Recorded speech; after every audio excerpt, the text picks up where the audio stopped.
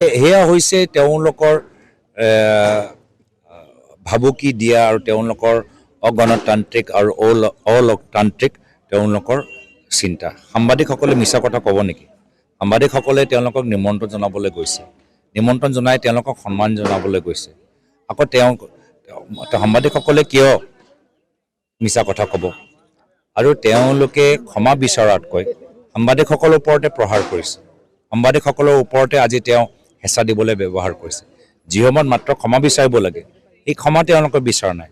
আৰু মই দেখিছোঁ যে গোটেই বিজেপি চৰকাৰ, বিজেপি বিধায়কসকল, মুখ্যমন্ত্ৰীৰ পৰা আৰম্ভ কৰি সকলোৱে এতিয়া মন্ত্ৰী অশোক সিংঘলক ৰক্ষণা দিবলৈ আৰম্ভ কৰিছে।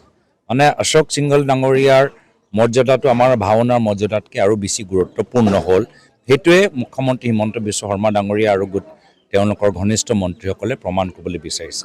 সাংবাদিকসকলে যেতিয়া নিমন্ত্ৰণ জনাবলৈ গৈছে, তো নিশ্চয় অশোক সিংঘল ডাঙৰীয়াৰ প্ৰতি ভাল মনোভাৱ আছে, সেইকাৰণেহে তেওঁলোকক নিমন্ত্ৰণ জনাবলৈ গৈছে।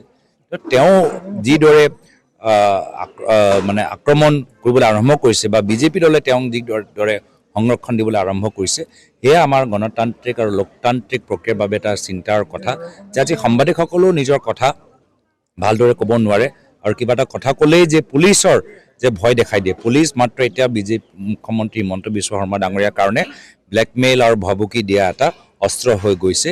এইটো এটা ডাঙৰ আমাৰ বাবে এটা সংকটৰ কথা।